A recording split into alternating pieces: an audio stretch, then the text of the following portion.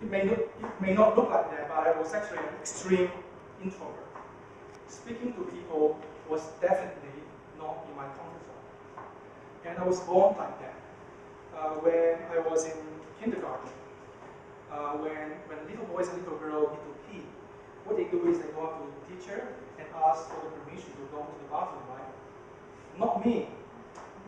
I thought speaking to a teacher is horrible, the scariest things in the world. Admittedly, I had a very small world back then, but still very scary. But I was very smart. I come up with a very clever solution. I would pee just a little bit into my pants, and I would wait for it to dry. 5 minutes, and then pee a little bit more. Like that. I figure before long, I can get the whole thing into my pants without wetting it. Also, I thought. Many years later, my school still remember me as the boy who wet his pants in the first day of his kindergarten. And when I grow up, things didn't change for better.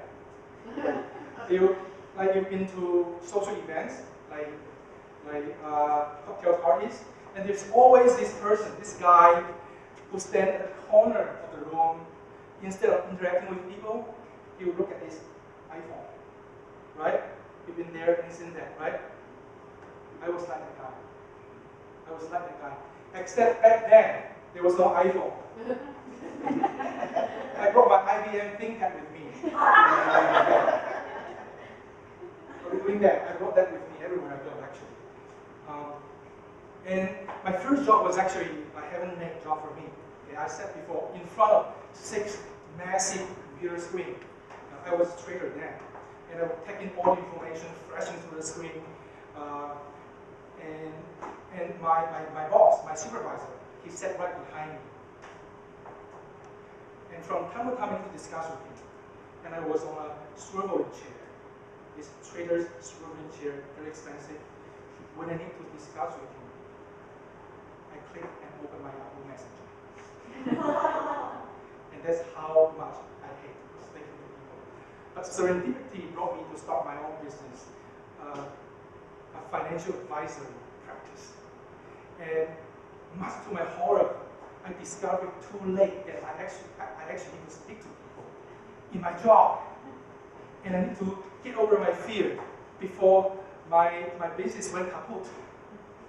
And what better way to do that than just put myself in the most uncomfortable area, which is here, in front of a big audience. So I signed up for Speak Easy Storytelling. Stephanie, who's sitting over there, was my teacher, and VJ was also my teacher. They gave me a lot of help in crafting my story. Okay. I even overcome my fear of speaking in front of them.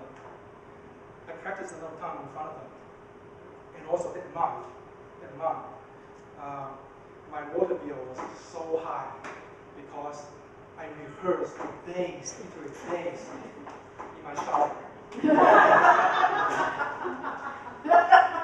I remember the words of my story verbatim, but I'm still not sure if I can actually deliver it on stage, because I witnessed with my real eye that there's a storyteller who lost his thought on stage and had to step off the stage unfinished.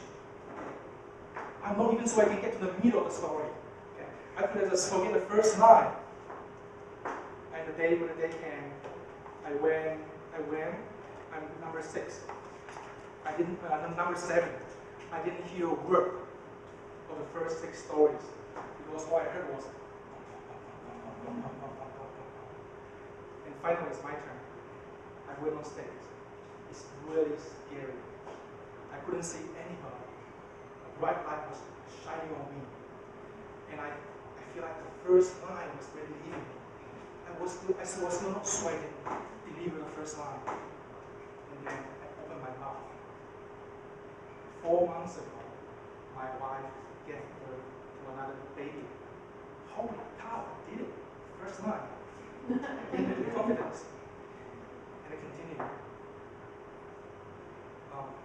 I was in the delivery room, and when the baby came out, I was like, wow, you. doesn't look like me.